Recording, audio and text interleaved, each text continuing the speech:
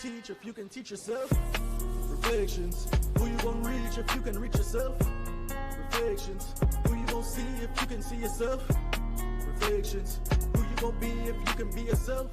Hello, everyone, and welcome back to another episode of the Village Voices podcast. I'm your host, DJ, and this is a very, very special one that comes from deep within, and it has a lot of reflection within this episode. Firstly, I would like to say Happy New Year to everyone. Happy 2026. I hope in addition to all the plans that you would be making, that you included some travel and exploration to see this big global village that we live in. So as I was doing my plan for this upcoming year, especially going into Q1, I couldn't help but just feel a bit of emotions when it came to the reflection of last year. I would have started my 2025 January in Thailand, and in this January 2026, I'm in Qatar. And as I was looking back at the last 12 months, one of the plans that I had for Q4 of the year was to begin Q4 in another country. Now, this plan would have developed way later on in the year, but it actually took fruition from around April. I just wanted to give some insights into how my last 12 months would have gone, how I would have gone from living in Thailand in January 2025, ending the year in Qatar and beginning this new 2026 year in Qatar as well. I remember coming back from Trinidad last year in January, and something felt different about my time living abroad in Thailand. I've been living abroad now for the last 7 years. This November would make it 8 years. And within that time, I've lived in 4 different countries, beginning from Vietnam, then Cambodia, then Thailand, and now I'm in Qatar. Now, this was not an easy journey or transition between all 3 countries. There was highs, there was lows, and then there was redemptions. That's how I view it all. And then the year in Qatar was different. In January around this time, Thailand felt different, and I was starting to feel like if not I was outgrowing Thailand, but I was just feeling too comfortable. I have been teaching abroad since I would have arrived in Asia, and primarily that was just to travel the world. I've been teaching for the last 7 years across these 4 countries, and I remember I was in my job at that time in Thailand, and I just was not seeing any room for growth. And personally, I did not want to go up in that organization. So it comes a time of the teaching year, which is normally around April, where they ask for your intent to return. Basically, you're coming back next year or not. They try to do that in advance because that gives them a lot of time to do employment for new staff if you decide that you don't want to come back. And I remember that time was coming up, and it was one of those periods that was very pivotal for my time in Thailand. It was so pivotal because I was starting to feel stagnant. And don't get me wrong, I love Thailand. I love Chiang Mai specifically. I specifically chose to live in Chiang Mai versus Bangkok. I've been accustomed to big cities in every other country that I lived in, and something about Chiang Mai just resonated with me. It helped me a lot with my healing journey, mentally, personally. And Thailand was just feeling like home. It reminded me of Trinidad. It reminded me of the Caribbean feel. It reminded me of what it feels to be in Asia, what it feels to be in a very beautiful culture. There was so much things about Chiang Mai that just brought peace. But something on the inside of me was feeling very uneasy. I was starting to not feel like I want to continue in the job that I was at. I was starting to feel like there's more. What's next? I need something more. And that was around the best time to state your intent. So I remember around this time, it was one of the first times in my life where I almost felt like my confidence dropped. It was a very weird way to think about it and to experience it, because usually I'm a very decisive person. I'm very easy with making decisions. I'm very easy with saying yes or no. During that time, I was thinking, man, I really love living in Thailand here, but now I feel like there's something more. I feel like what I came to Thailand to do, it was almost being accomplished. And if I decided to stay in Thailand, it would literally be me accepting comfortability, to feel like I'm just getting into this comfortable life. Because that's the thing about Thailand. Thailand has this way where once you get involved, it gives you this type of comfort. If you don't get lost in the sauce, because real people just go to Thailand and get lost in the sauce. But you see, if you come to Thailand with a specific purpose or a specific goal in mind, it gives you this way of getting it done, especially in Chiang Mai. For those of you who've never been to Chiang Mai before, I would definitely recommend, if you're going to Thailand, that should be number one on your list, especially if you crave peace and mental stability and just working on your mental. It's the best place to go and get what you need to get. And I felt like within the 2 years in Thailand, I was getting back this mental capability. I was able to recover and heal from a lot of the things that would have happened. So all these things are happening at the same time. And I'm just thinking, all right, I know I'm no longer feeling fulfilled in my job. I know I'm feeling very fulfilled in Thailand. So if I stay another year with this job, then I'm just doing it because I want to stay in Chiang Mai. I want to stay in Thailand. And that was never my nature of just being so comfortable that I say, okay, this is where I want to stay and this is what I want to do, especially knowing I have my goal and purpose for working abroad, living abroad. There's a goal in mind. And around this time, I was starting to almost feel I love living here so much, but if I sign another contract with this job, then I'm just accepting that I just want to be in Chiang Mai, but I'm still not feeling fulfilled. So it took a lot of debatings back and forth. I did have opportunities in Vietnam at this time, and I started exploring them. So there's a possibility that I could go back to Vietnam. Let me now decide to weigh my options. This was a very pivotal point. Before I got to weighing my options, I was still in this doubt. I was still in this feeling like I'm not being able to make a decision. What's going on? There was a lot of self-doubt. And I remember there was one pivotal moment where I'm not feeling calm. I'm feeling very anxious. I'm feeling very nervous. I'm trying to figure out what's going on here. I was in my apartment, walking past my bathroom, and there's a mirror, and something just hit me. This was one of the reality checks that I had to remind myself. And I said, are you forgetting who you are, bro?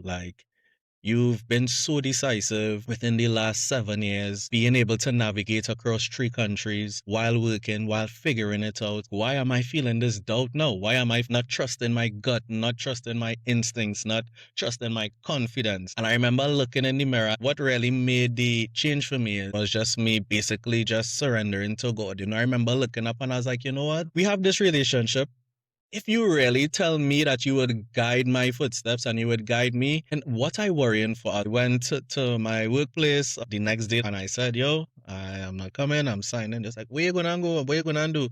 I was like, to be honest, I don't know. I will figure it out. Now, when I made this decision, it came with a lot of conditions. At this point is I'm walking by faith and not by sight, but I'm not being delusional. I'm not thinking that this just gonna fall into play or whatever. I still had to take action. I said, you know what? Vietnam is an option, but let me start to look outside of Vietnam. Let me start to look outside of Asia. For those of you who are not aware, when it comes to teaching abroad could pay very, very well, especially if you have a lifestyle that you could really maintain. Southeast Asia is a very cheap place. Now, obviously with cost of living and inflation and these types of things fluctuates throughout the time, but in my opinion, Vietnam is one of the cheapest countries to live in where you get high salaries. Vietnam is like that whole mecca of having a cake and eating it too. I could have low cost of living, but I could also get a high salary. Cambodia is more expensive than Vietnam. The salaries are way lower and the cost of living is higher. So in there, you could live a comfortable life too. Don't get me wrong. You could live a comfortable life in every 3 countries. Thailand is a real interesting one. Thailand, you could get wherever you or however you want Thailand to be for you. Thailand could be either expensive or it could be cheap for you depending on how you live. And the salaries is in between Cambodia and Vietnam. So in terms of salaries and being able to live, Vietnam is your choice. Now, there's the mecca countries of teaching, and those places are China and the Middle East. In China and the Middle East, compared to all them other countries that I just called, you're making bank. And the packages that come along with it too, it's unreal. But that is me living in Qatar now working. I figured this out then. But even from research from before, this is just the mecca for teaching is either Middle East or in China. I said, all right, I'm going to try to aim for China or the Middle East. If not, I'm going back to Vietnam. But in the event of all these things, I still need to get insurance. So the insurance for me was, if all these things don't work out, I might at least get a next job in Thailand. And if I had to do another year in Thailand, I only gonna do one more year. That was the plan to self. I only will do one more year in Thailand if I have to stay in Thailand or if I choose to stay in Thailand. But after that, that is it. It's time to move on. So I had three options. One was sure, which was Vietnam. Now, the thing with Vietnam was I haven't been back to Vietnam now for about 3 years. So the plan was to go back to Vietnam, just see the vibes, and I sure I love it, and I'd just move back there. In a very quick space of time, I was able to secure a next job in Thailand.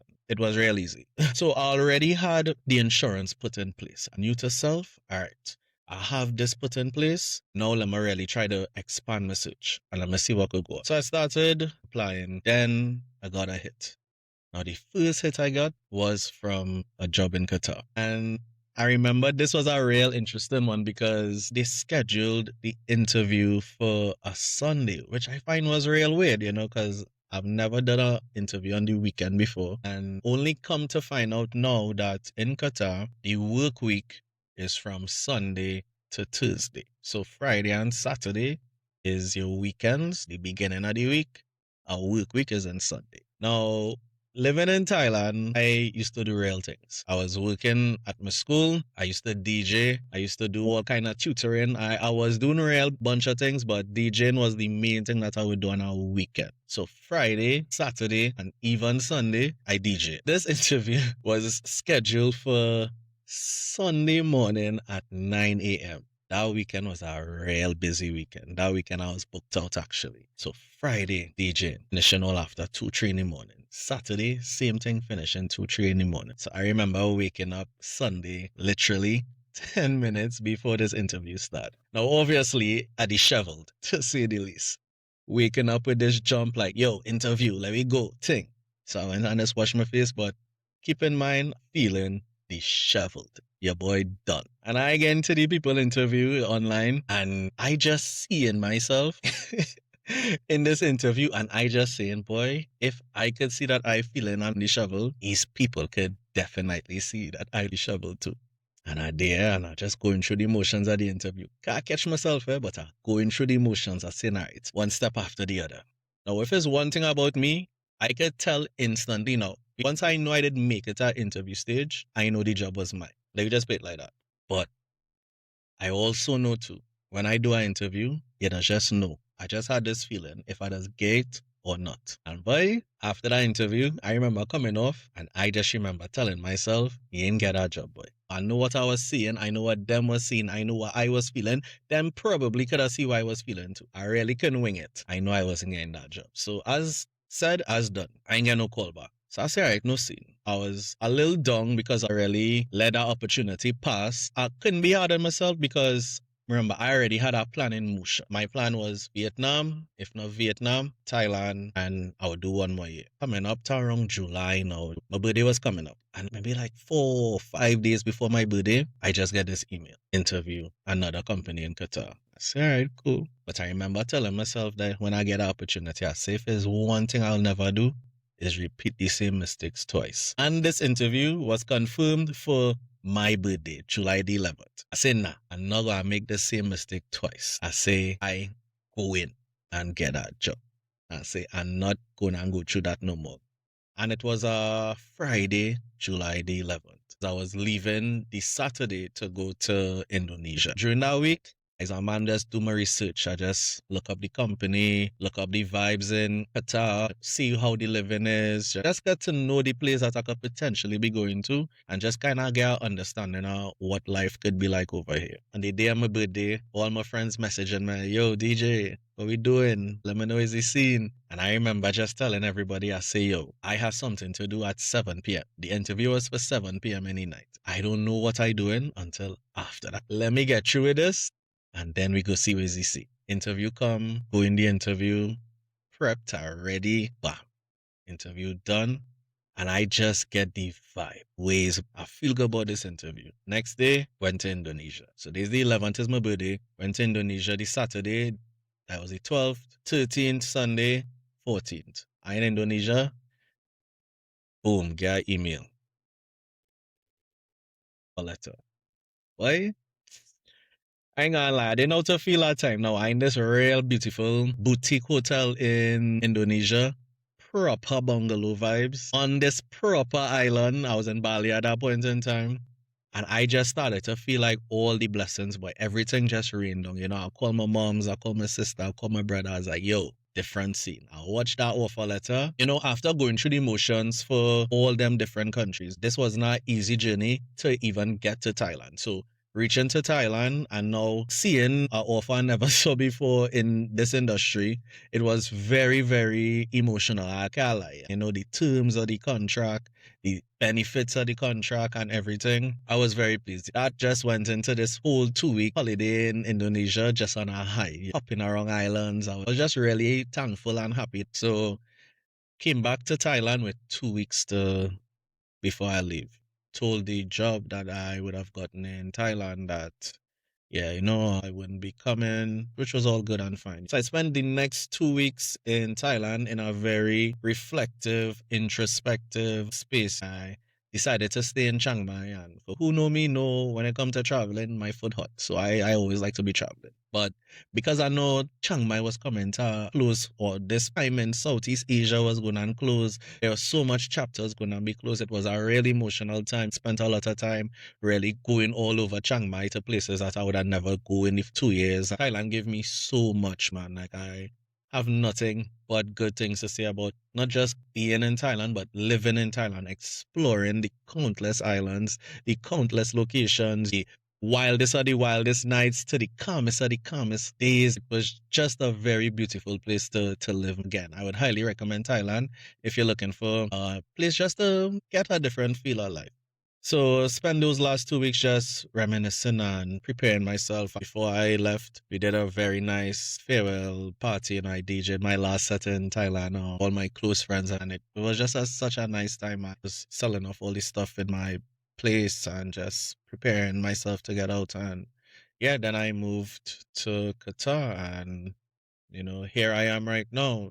The process was not an easy process to settle into Qatar, and this is something that I will go on to speak about in the next episode. Coming over to Qatar, first thoughts about Qatar, process of being able to live in Qatar, and then, you know, how has life been for the last 5 months. But during this whole reflection time, I would have gone through so many things in 2025. I was feeling this self-doubt. I would have finally felt this calm feeling. And that is one thing that I have to attest to, being able to just maneuver through all these thoughts, plans, and ideas at this point in time after deciding I'm not going to be taking this position. It was my first time where I actually felt calm for the first time in my life. From April all the way up to now, been a lot of mental feelings adjusting to Doha. Don't get me wrong, this has not been an easy transition. To be honest, it's been the most difficult transition coming into a country that I've ever felt. It's so different. Southeast Asia is its own different thing. The Middle East is a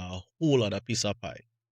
But from that April last year, it was the first time that I ever felt this calming spirit where I feel like I wouldn't have to worry, or I didn't have to worry, or I didn't have to wonder. I just felt so calm that everything just fell into place. And, you know, I think that's the message that I want to leave you guys with in this episode, is just the things that you could do once you have a calm mind and you really just set yourself down and say, you know what, I'm going to go through all of this. The steps that I would have taken from this point was being able to surrender to God firstly, being able to make a decision or decide that, you know, I'm ready to stir up the pot again. Then go into feeling this calm peace and having the insurance to make sure that I could then go out and make these opportunities happen. Having opportunities there, then fumbling a very major opportunity, and then getting that redemption period, and then showing myself that yes, I could redeem myself from that failure and then come back to now getting this move made. You know, 4 countries in what will be 8 years this year is not an easy thing. You really had to be brave, you had to be strong, you had to be resilient, you had to have focus, you had to be financially savvy. There's a lot of things that you need to put into perspective when you're deciding to move abroad. If moving abroad is something that you want to do or you want to achieve,